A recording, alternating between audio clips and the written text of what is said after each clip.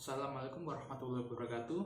Nama saya Kevin Anugrawan dari kelas 2019C, jurusan Matematika, Prodi Pendidikan Matematika.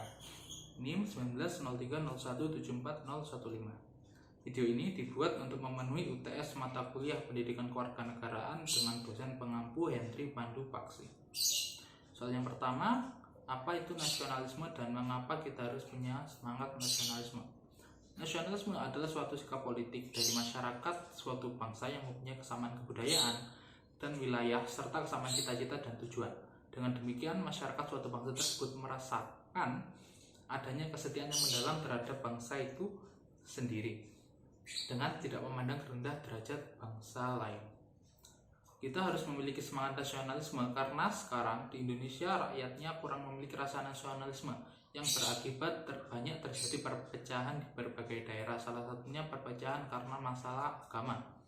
Jika kita tak memiliki semangat nasionalisme tinggi, maka kita akan mudah diadu domba oleh orang lain, bahkan bangsa lain. Seperti itu. Nomor 2, jelaskan perbedaan bangsa dan negara. Banyak yang mengatakan bahwa bangsa itu diidentikan sebagai negara, padahal bangsa dan negara memiliki artian yang berbeda, yaitu bangsa. Bangsa ini merupakan suatu kelompok manusia dengan identitas, budaya, adat, dan ideologi yang sama. Kita biasa menyebutnya suku bangsa, seperti bangsa Jawa, Betawi, Sunda, dan sebagainya. Sedangkan negara dalam definisinya merupakan suatu bentuk yang timbul karena sekelompok manusia menempati suatu wilayah dan memiliki suatu pemerintahan dengan dipimpin oleh satu pemimpin, di mana pemimpin itu dipilih oleh masyarakat. Garis besarnya, negara ini adalah suatu organisasi, sedangkan rakyat atau anggotanya adalah suatu bangsa-bangsa yang bersatu untuk mendirikan suatu negara itu. Nomor 3, apa fungsi konstitusi bagi suatu negara? Pada dasarnya, fungsi konstitusi ini adalah untuk membagi kekuasaan dalam negara dan membatasi kekuasaan pemerintah. Karena tanpa adanya konstitusi, penguasa dalam negara tersebut akan melakukan apapun dengan berdasarkan keinginannya saja. Bahkan tak menutup kemungkinan para penguasa akan bertindak sewenang-wenang dan menyengsarakan masyarakat, bahkan negaranya sendiri. Maka dari itu, konstitusi ini memiliki fungsi yang sangat penting bagi suatu negara. Seperti alasan-alasan yang saya sebutkan tadi. Seperti itu. Nomor 4, benarkah bahwa hukum itu tajam ke bawah dan tumpul ke atas? Hal itu tak sepenuhnya benar, karena hukum di Indonesia memang sebenarnya sudah adil. Karena kebanyakan persidangan memang si kaya lebih sering menang daripada si miskin. Tapi hal ini bukan karena faktor dari orang yang berkuasa, melainkan karena negara sudah adil dalam menyediakan pengacara dalam persidangan itu. Tapi kebanyakan dari mereka, orang kaya, lebih memilih menyewa pengacara yang lebih bagus, yang berakibat pengacara itu mampu membuktikan bahwa orang kaya tersebut tidak bersalah di hadapan hakim, yang membuat orang kaya itu menang di persidangan. Nah, jika hal ini dirasa tidak adil, maka si miskin tadi bisa mengajukan banding. Nah, hal ini adalah yang mendasari bahwa tak ada hukum yang tumpul ke atas maupun tajam ke bawah. Nomor 5, mengapa hukuman mati tidak masuk kategori pelanggaran HAM?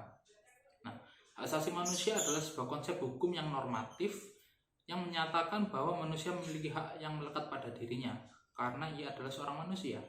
Hak asasi manusia berlaku kapanpun, dimanapun, dan kepada siapapun, sehingga sifatnya universal.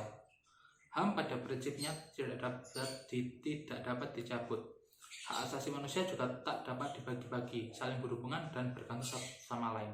Kalau kita melihat dalam perspektif HAM pada pasal 28 ayat 1, dikatakan bahwa hak hidup manusia adalah hak mutlak, tidak bisa dikurangi, yang artinya hukuman mati tidak diperbolehkan. Tapi dalam Undang-Undang Nomor 12 Tahun 2005 tentang Kovenan Internasional Hak Sipil Politik, salah satu pasalnya menyatakan kalau negara belum bisa menghapuskan hukuman mati, dikarenakan hukuman mati ini hanya diperbolehkan untuk kejahatan serius seperti narkoba.